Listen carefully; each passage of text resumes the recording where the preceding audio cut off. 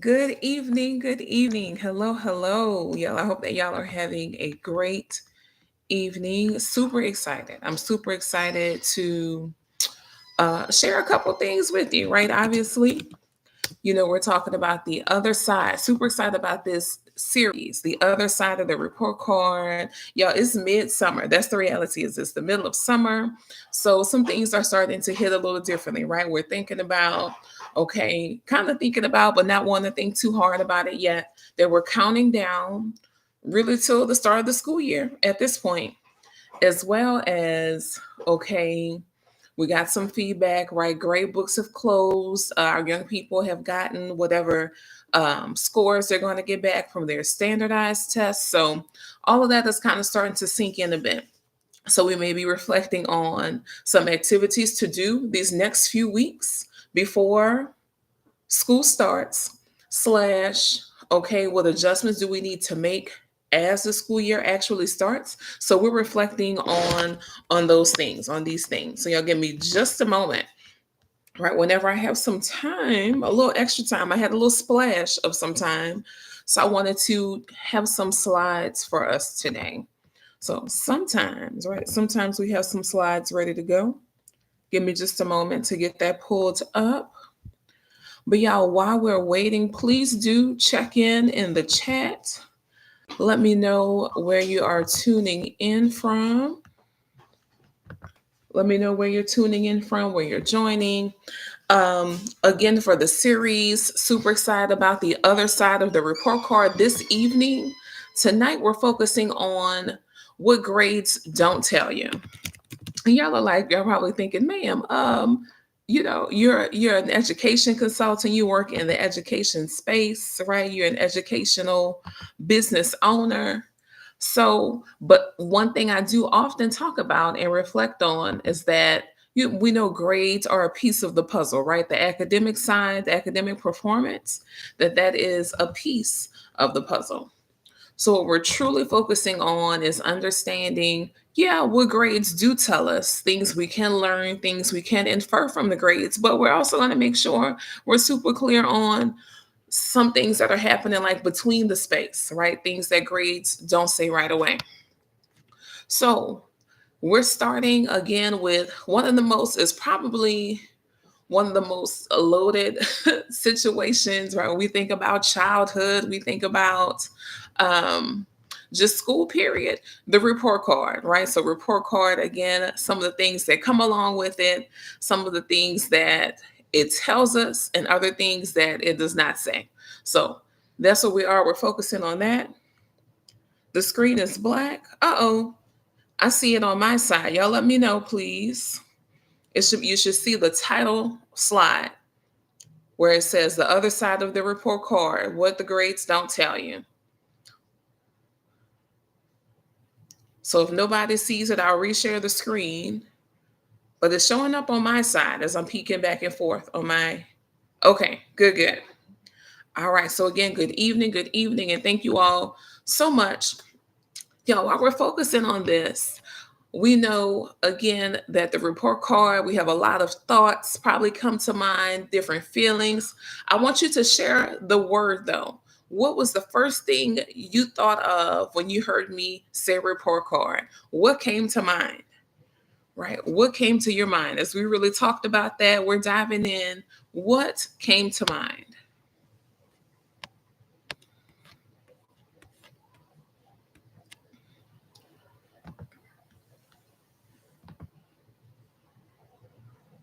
Okay. So some of the things that come to mind, right? It might be some anxiety. It might say, okay, like little check-ins.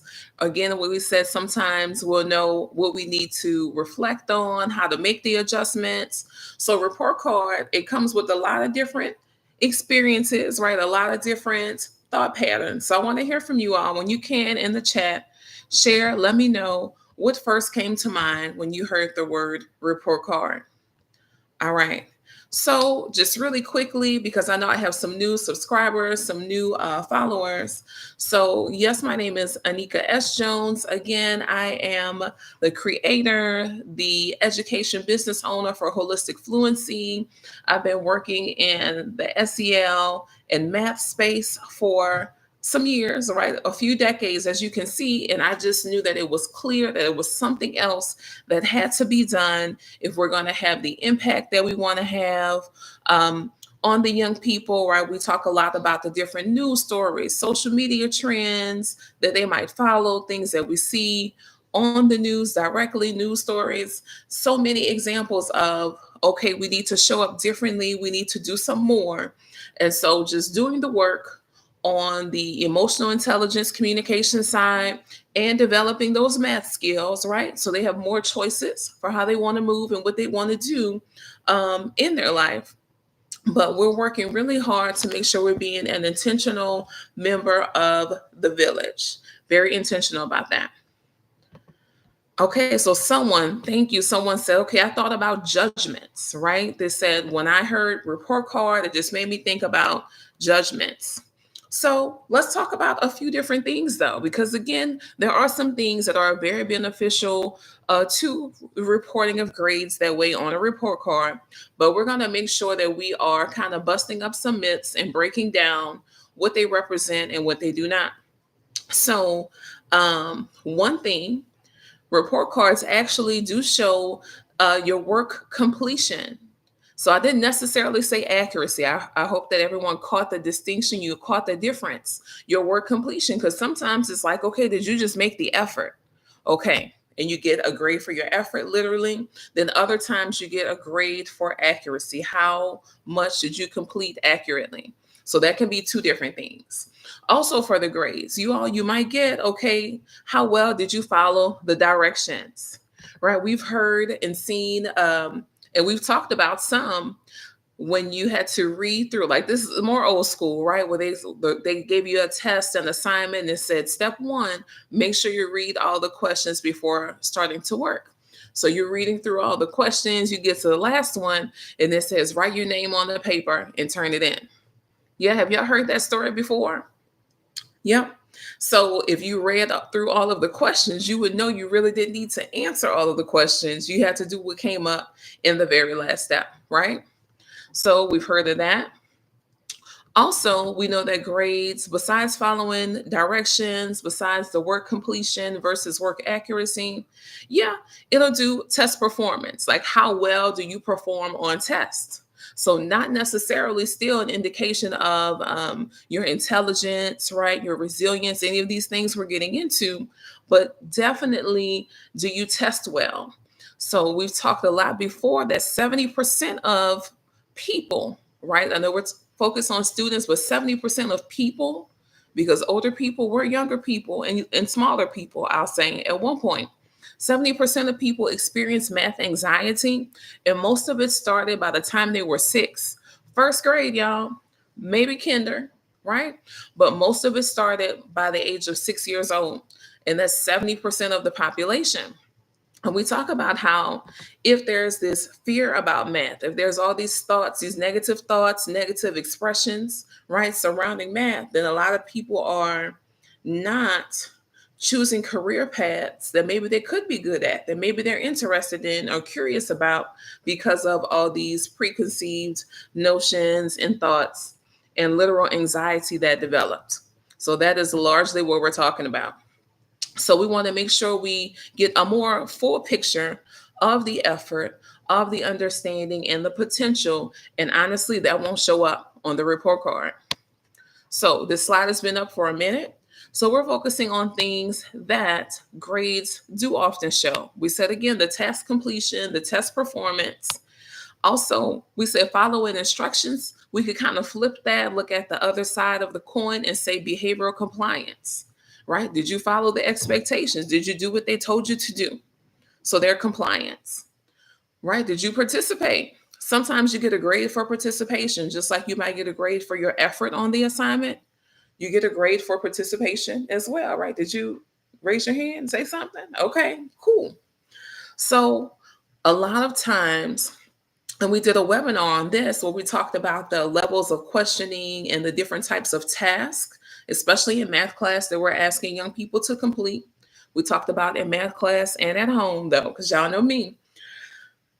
A lot of the times what we're asking them to complete or how we want them to demonstrate is basic recall, is basic facts. So it's nothing where they're applying, thinking deeply, anything like that. And that comes again with its own challenges as well. Okay.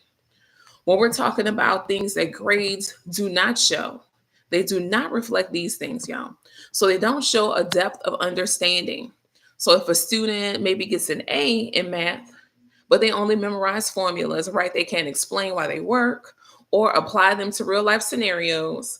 And y'all know, because we've talked quite a bit about memorization versus authentic learning, right? And just different ways to get the students off of being just rule followers in that sense of I know all the formulas.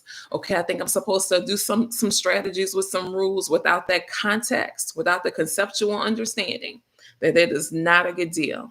That does not go well at all. Okay. Two, one thing or another thing that grades don't reflect has to do with engagement or even the passion for the subject. So imagine student got an A, student got a B in science, but then they go home and they build robots and they watch documentaries about space and black holes and quicksand and things just for fun, but they miss turning in some assignments because their time management needs some improvement, right? That's two different things. So again, the engagement or passion for the subject, if we're purely looking at grades, we would miss that student that is genuinely interested and locked in on all things science, right? The world of science. But they made a B. They got to be. Being very careful about that.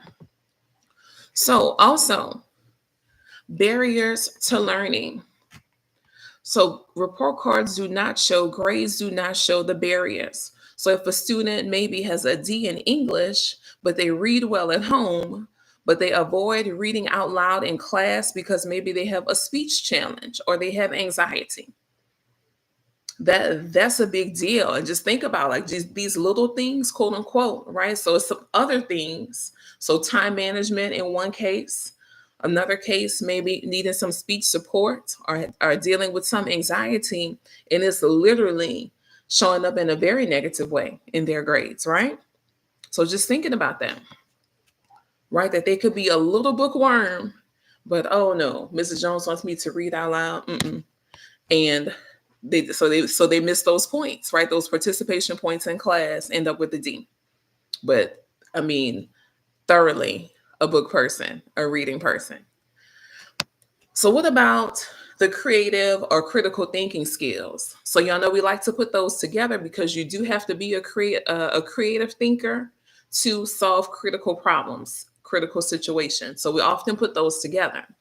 So in this case, another way that does not show up in grades, a student with a C in history who maybe asked some questions that were very thoughtful, what if, during discussions, but they weren't graded on those insights. They weren't graded for participation that day, right? But they have excellent creativity and critical thinking skills.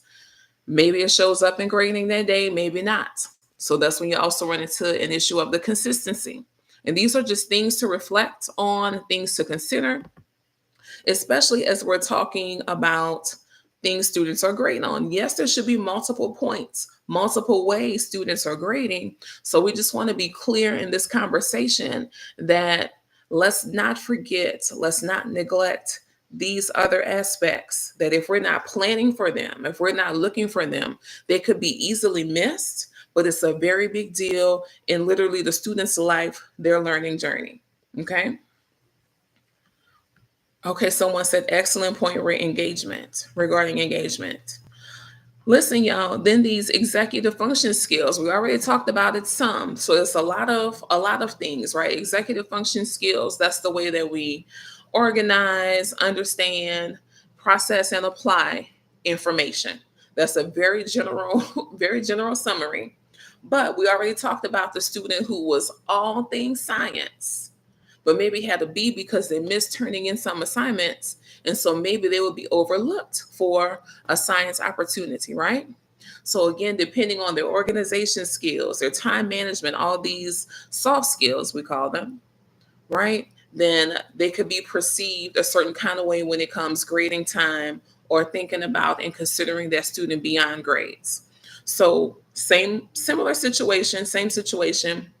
You could have a curious and bright learner with a messy binder. Y'all ask me how many times, right? How many times have I seen it?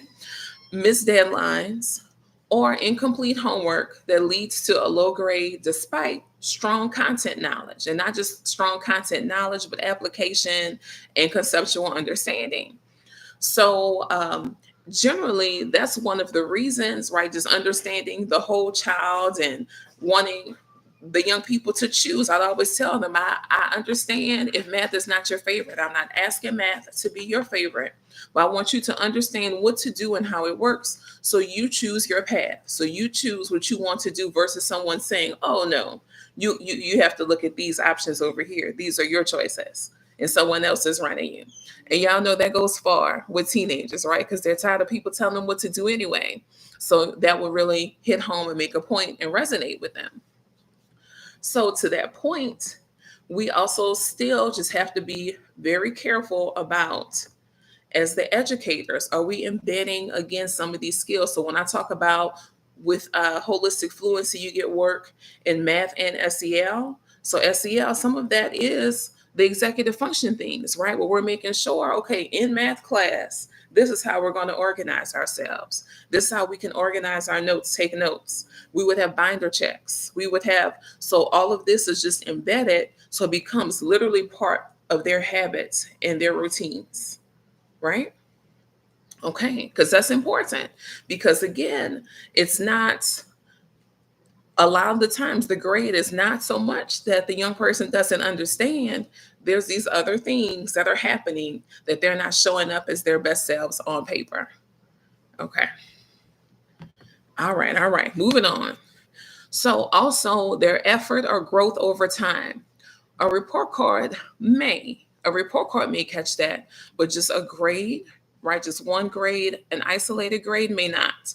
A student who maybe started the year failing and they're growing steadily, their final C doesn't necessarily reflect the uphill battle because their final grade, let's say they finished seventh grade with a C, but they failed sixth grade, that's a big deal. That's a big jump, but it's not that report card to report card, right? From year to year are necessarily compared and evaluated that way.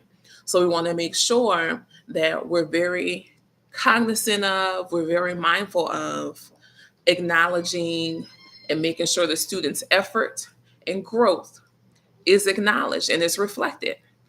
So, especially the effort, we talked a lot about that with the students showing what they know, explaining what they know, different types of ways. Because again, if not, we're going to end up with the young people that are rushing to, is it right? Did I get it right?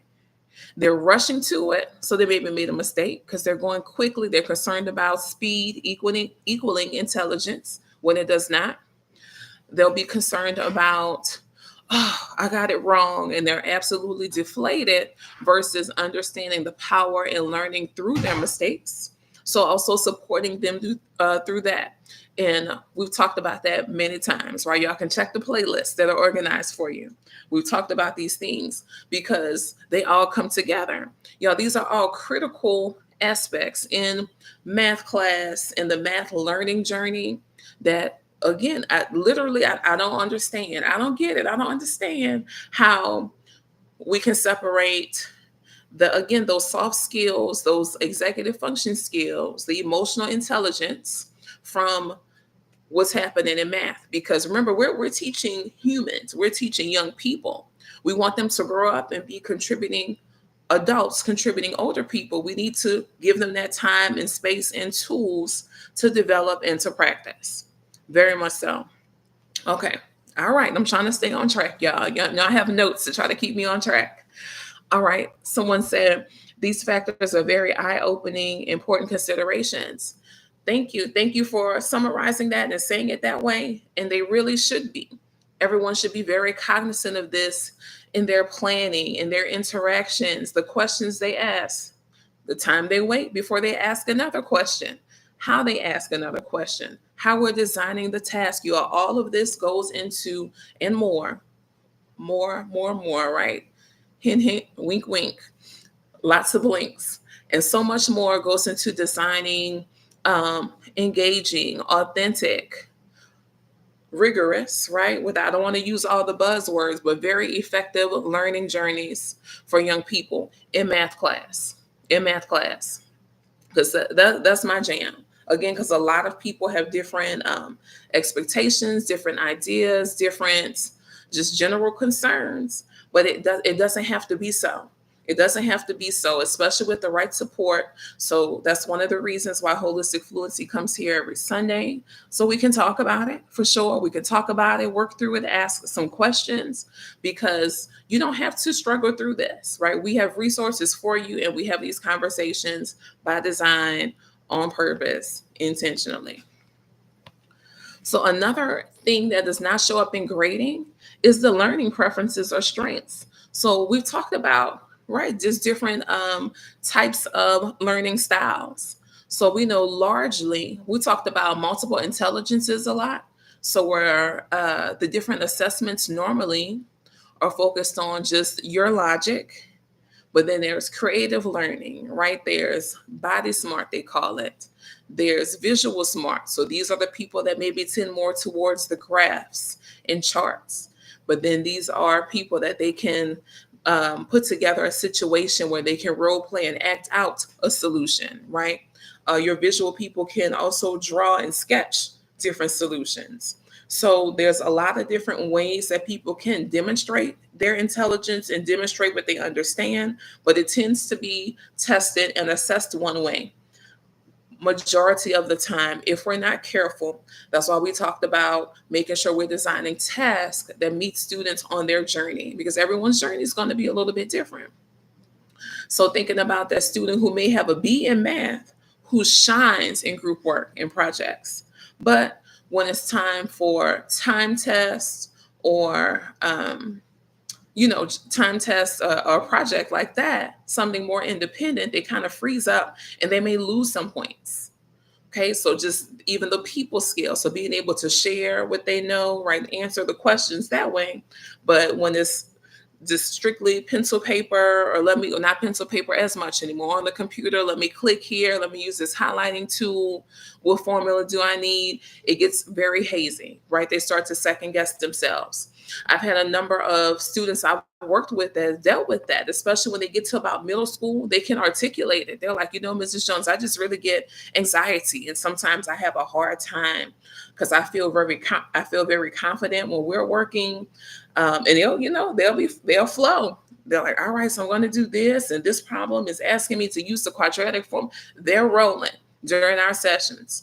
Then sometimes coming back to that reflection, they're like, I just really started to second guess myself. My heart started beating really quickly. And I'm like, you're describing anxiety. You're describing like math anxiety. So we talked about different strategies to use, and we talked about it so much. It started becoming more consistent. Like I said, it's about 70% of people that are dealing with math anxiety. And the number seems to be increasing since the pandemic, still dealing with education cycles and things from that. We created some bingo boards, some math anxiety bingo boards, right, to help lessen that. Just different things to do. We did one for the elementary level and one for the secondary level. So we're going to drop the links by the end of the stream, okay? But just things to focus on and things to work on, because we need to address. If we want to make sure that they are showing up as their best selves, we might have to build in some other tools to help them do that. So we did.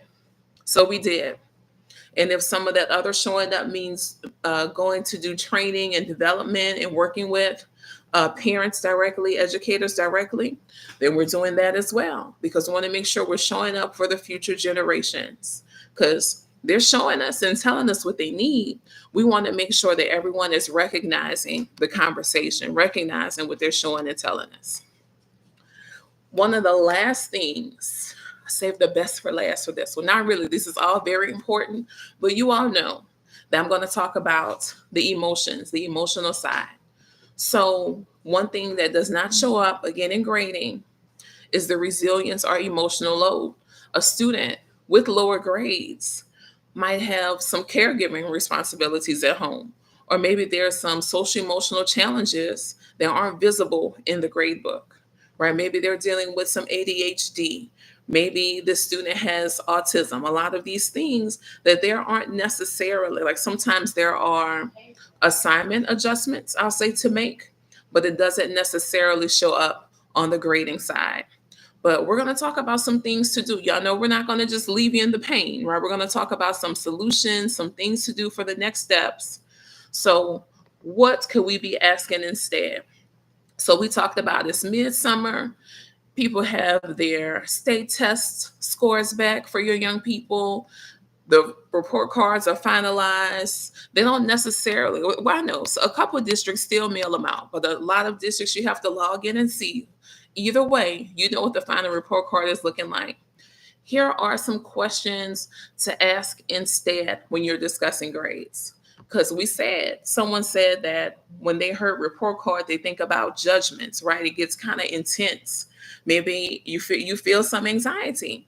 So we want to make sure that we're having reflective conversation that will move us forward. So 3 questions, we'll give you 3 questions today. One, you want to make sure you're determining what your child understands and not just what they remember, right? Because an example, I always use these multiplication facts, right? If the child maybe can't remember the multiplication fact, but can they figure it out? Do they understand that they can use repeated addition, that they can add or subtract to figure out the fact that they don't know? What do they understand versus just remember? At this point, we know that life is not as much about just remembering steps.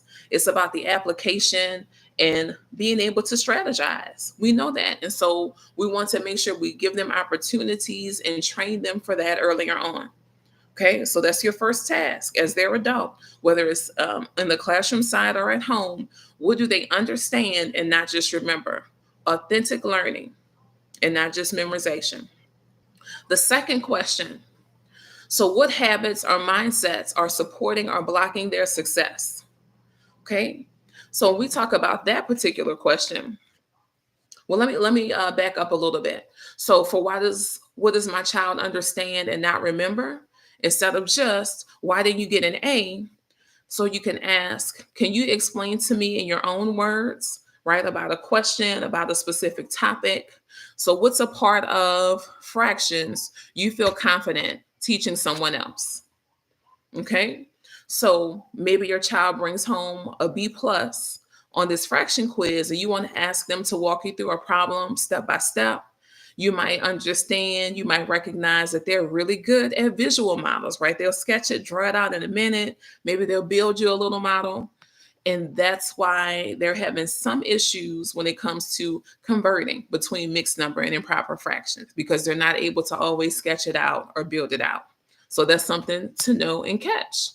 So when you're figuring out what they really understand, make sure you're not letting them give you surface level answers because that's memorization, right? The more they're able to give you real world examples connected to real life, then they really understand.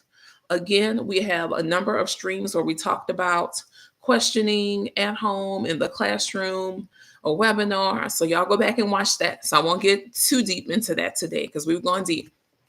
So, 2, if we're talking about the habits or mindsets that are supporting or blocking their success. So instead of, did you even study for this test, right? Because sometimes we might hit them up like that. We can try this. So, what was your goal when you were reviewing the topic? What was your plan? What specific things did you review? Okay, then what would you do differently next time? We want to make sure that that is conversational, but making sure that also it's reflective.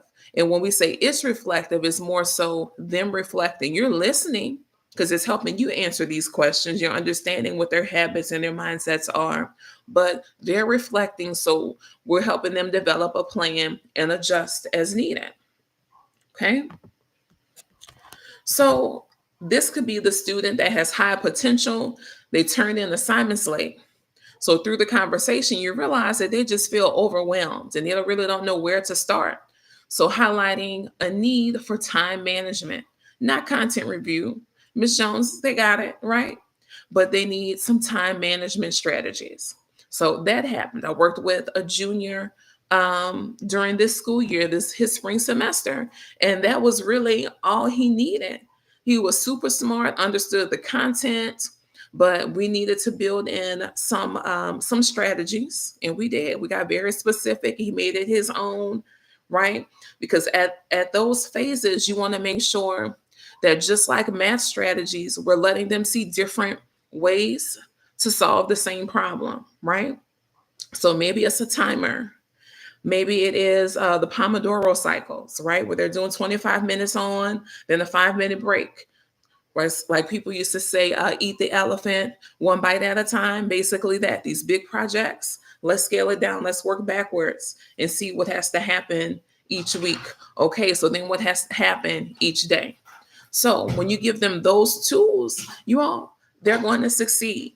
But again, we have to make sure we're asking the correct questions, we're reflecting so we know where to help them. Right. And sometimes helping will be being quiet sometimes, letting them reflect and think about what needs to happen, especially as they get older.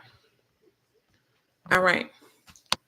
So the third thing that as the adults we want to figure out is how do they feel about learning in school right now? Sometimes we'll say, do you like your teacher? You like that class? Right? But we should ask, so what part of school feels easiest right now? What part of school feels hardest?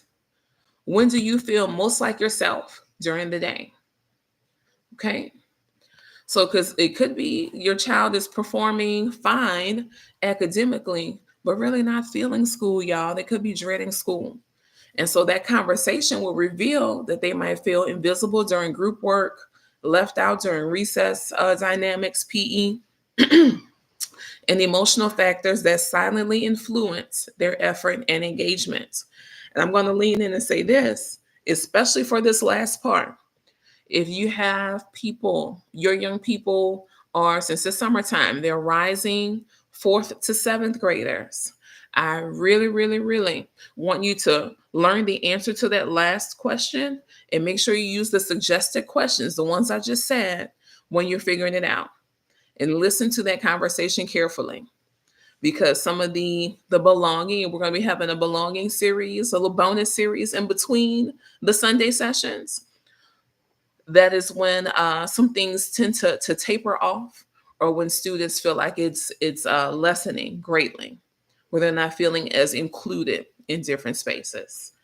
So what to listen for, what to look for, okay, whether it's classroom side or home side. All right. So from here, my slide's acting up. There we go. So from here, we have some dialogue demonstrations, right? How we can talk about the grades, how we can talk about them. We'll do a few. We have a lot of examples, but it can be something as simple as, so why is your math grade so low? That might be what you want to ask, but fight the feeling, hold it back.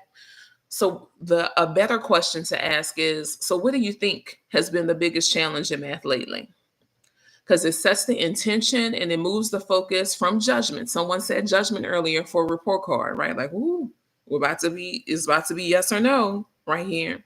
It moves the focus from judgment to curiosity, right? So what do you think has been the biggest challenge in math lately? Another example, we'll do a few. You had a whole week to study. What happened? Slash, let's try this. How did your study plan match up with the test? Is there anything you do differently next time? So again, the intention would be to encourage ownership and reflection, not shame. All of these, you all along the way, so much growth happens, so much context is built with the reflection pieces. So we're making sure that our questions definitely mirror that, right? That our questions speak to that. If that's what we say we want, we then make sure we create the space and time for it. So instead of, well, this grade just isn't good enough, we can say, okay, well, what does this grade show us about your progress? What's still growing? So that reinforces the growth mindset. We know growth mindset being, okay, not yet. Instead of, oh, I just can't get it. I didn't get it yet. Oh, this isn't me. Okay, I haven't developed those skills yet.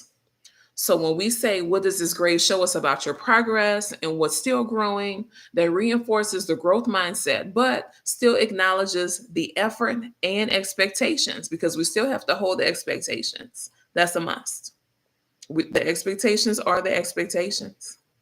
But I'm recognizing your effort to get there. You're working on it. And I want to honor that. So this one, and I'm going to stop the demonstration on this last one, right? We'll pick up some others another time. So you should have asked for help. Wait a minute, a better way. Were there moments when you felt stuck? So let's figure out what kind of support would help most next time. So it reframes help seeking as a skill, something that is necessary, something that should happen, versus you need help because something wasn't going well, like because it's a failure type situation. Does that make sense with that last one? The reframe of that we should be looking to seek help because it's just a skill, it's something to do, versus, okay, you need help because you're failing or there's a failure type situation. Are we good with that reframe? Does that make sense?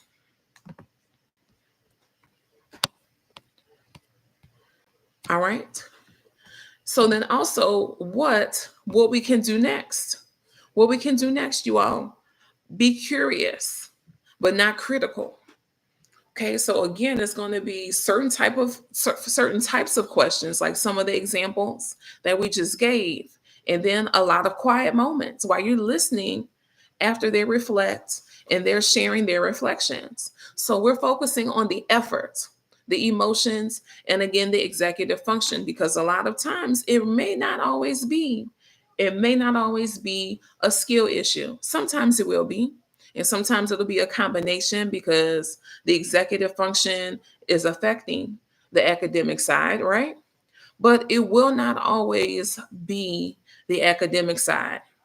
We're making sure that the effort is honored. We understand where they're coming from emotionally because that will impact the academics. And then if they need some support with time management, right, with focusing, that we're there to support through that.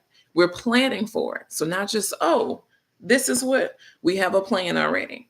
Because we should expect that, especially thinking classroom side, your class of 26 to 30, it's going to be a mixture. It's going to be spicy. So we're going to have some seasonings ready to go, planning for it. As the different types of spiciness come up, we're going to be ready. So where we're actually creating action steps with the child. So this is a big deal. This happens a lot more, not so much through elementary, but middle school on up. Yeah, they need to be there. They need to be there. Now this is getting specific for a moment, but like when you have your conferences, middle school, high school, the young person, the student should be there. Whether it's a general conference, just an update slash, if it is for an IEP, their individual education plan, the individualized education plan, the student should be there. And so it should be a collaborative process. And we talked about this, and y'all know I like to give cooking analogies. Just like when you want someone to eat their meal the best, right? Or they're going to take a lot of pride and joy and just really relish in the dish because they help to prepare it. Same kind of thing. That child is going to be very intentional, very reflective on this action steps, these action plans, because they were there helping to build it. It's like, is this something I really want to say I want to do? Are there any alternatives? So all of that gets flushed out when they're at the table. All right. So that is what you can do next. Then the other side is, how can holistic fluency help? So while you're working, and we're supporting you as you work, right? So we have a Beyond the Grades reflection sheet that's available in our Stand store. We're going to drop that link in just a moment. So you can book a parent strategy session if you're feeling overwhelmed or stuck. All of this is in the Stand store. And you can join the parent cohorts, and we're going to go where we get a lot deeper. And we're starting later this summer. So, right around the time that school is starting, is when we're going to start the parent cohorts. Right. So just you have some mindset things, some tools ready to go and active right at the beginning of school. Okay. So being super clear in all of this, y'all, that grades are a piece of the story, but we want to make sure that we're clear in recognizing, defining, and understanding the whole story as much as possible, right? And each person is their own story. So we're studying them. We want to make sure we see and support them. So you all, thank you so much. Again, we started off the series. Next week, our topic is self-esteem versus self-worth, helping your child hold and balance both. And let me go ahead and drop the links to you all. So for the Parent SEL bundle, so you can continue some of these conversations, some of these reflective pieces. Okay, we have that there. And also, if you're like, okay, I already know, I want to be a part of the cohort, I want to read some more information on it, those are the links, okay? But again, thank you so much for joining. If you have any questions, slide in our DMs. You can find us at Holistic Fluency across all of the platforms. And we look forward to seeing you next Sunday. Again, while we practice, so we can help our young people practice self-esteem versus self-worth, because there is a difference. All right, y'all, good evening. Bye-bye.